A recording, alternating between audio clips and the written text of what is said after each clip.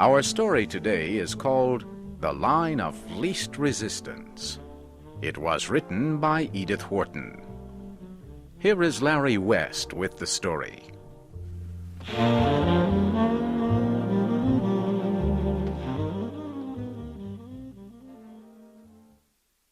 Mr. Minden returned home for lunch. His wife, Millicent, was not at home. The servants did not know where she was. Mr. Minden sat alone at the table in the garden. He ate a small piece of meat and drank some mineral water. Mr. Minden always ate simple meals because he had problems with his stomach. Why, then, did he keep a cook among his servants? Because his wife, Millicent, liked to invite her friends to big dinners and serve them rare and expensive food and wine. Mr. Minden did not enjoy his wife's parties. Millicent complained that he did not know how to enjoy life. She did a lot of things that he did not like. Millicent wasted Mr. Minden's money and was unpleasant to him, but he never got angry with his wife. After eating, Mr. Minden took a walk through his house. He did not stay long in the living room. It reminded him of all the hours he had spent there at his wife's parties. The sight of the formal dining room made him feel even more uncomfortable. He remembered the long dinners where he had to talk to his wife's friends for hours. They never seemed very interested in what he was saying. Mr. Minden walked quickly past the ballroom where his wife danced with her friends. He would go to bed after dinner, but he could hear the orchestra playing until 3 in the morning. Mr. Minden walked into the library. No one in the house ever read any of the books, but Mr. Minden was proud to be rich enough to have a perfectly useless room in his house. He went into the sunny little room where his wife planned her busy days and evenings. Her writing table was covered with notes and cards from all her friends. Her wastepaper basket was full of empty envelopes that had carried invitations to lunches, dinners, and theater parties. Mr. Minden saw a letter crushed into a small ball on the floor. He bent to pick it up. Just as he was about to throw it into the wastepaper basket, he noticed that the letter was signed by his business partner, Thomas Antrim. But Antrim's letter to Mr. Minden's wife was not about business.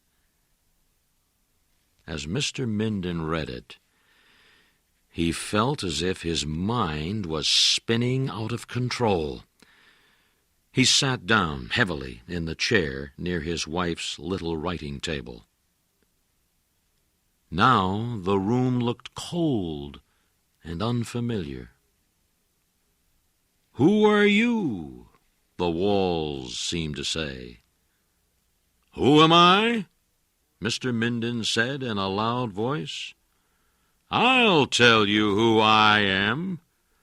I am the man who paid for every piece of furniture in this room. If it were not for me and my money, this room would be empty." Suddenly, Mr. Minden felt taller. He marched across his wife's room. It belonged to him, didn't it? The house belonged to him, too.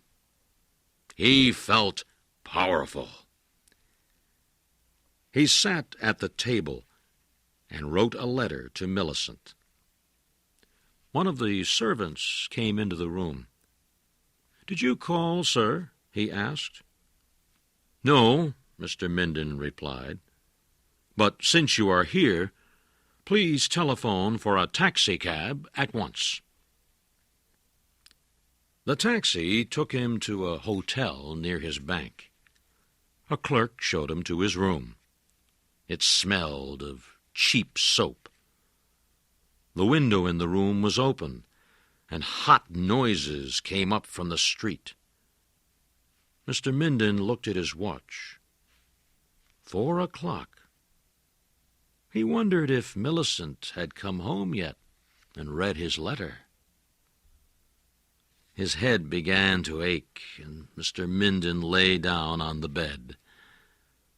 When he woke up, it was dark. He looked at his watch. 8 o'clock.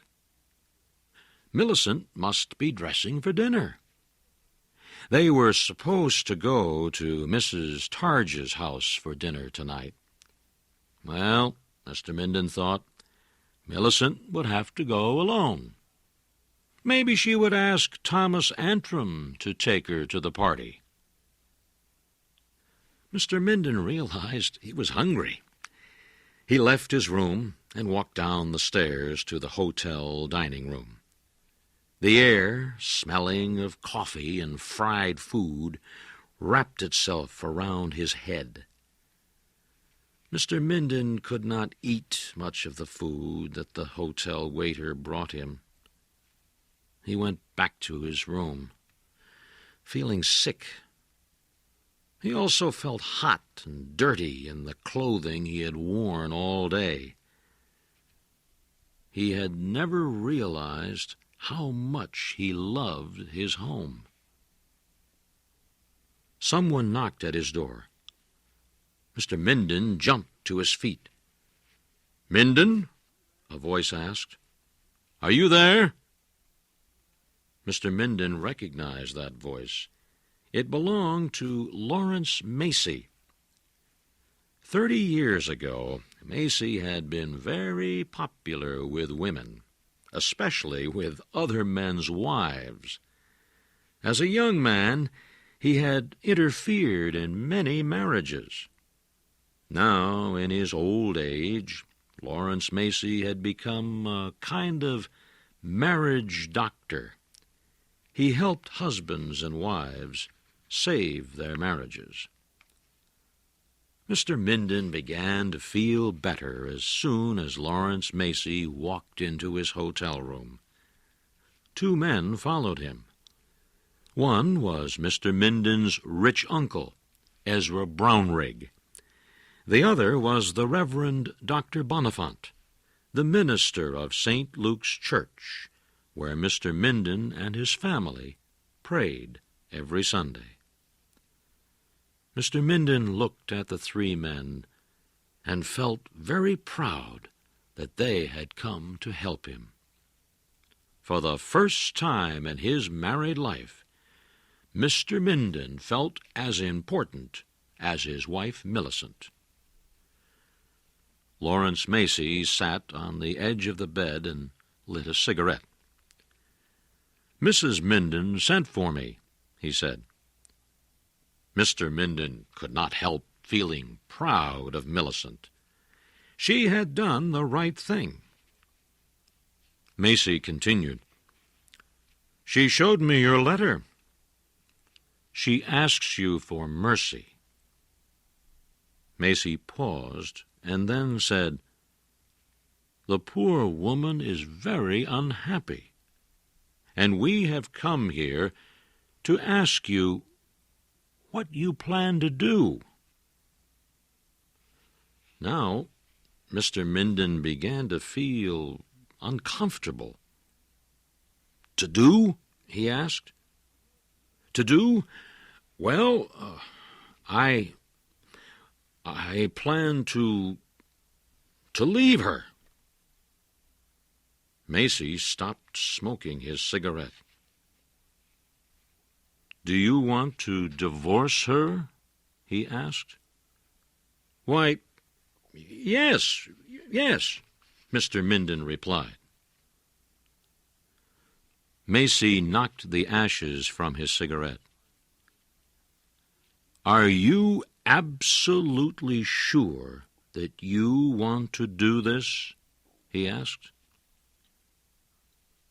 Mr. Minden nodded his head.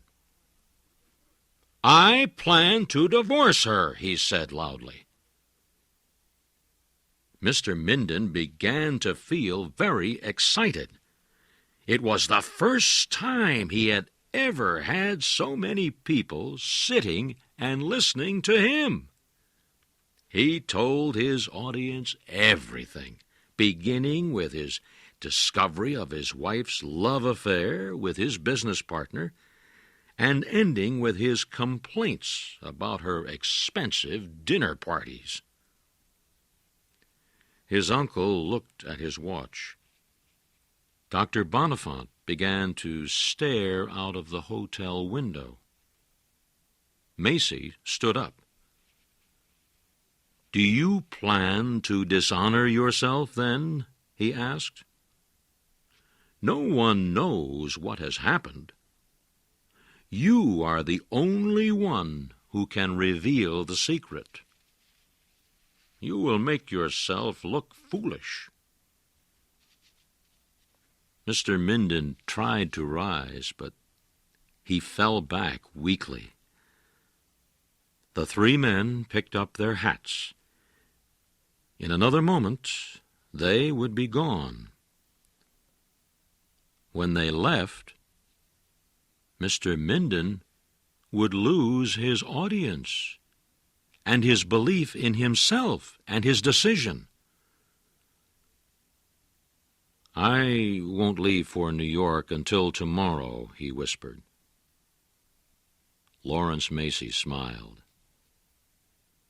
"Tomorrow will be too late," he said. "Tomorrow, everyone will know you are here." Macy opened the hotel room door. Mr. Brownrigg and Dr. Bonifant walked out of the room. Macy turned to follow them when he felt Mr. Minden's hand grab his arm. I will come with you," Mr. Minden sighed. It's for the children." Lawrence Macy nodded as Mr. Minden walked out of the room. He closed the door gently.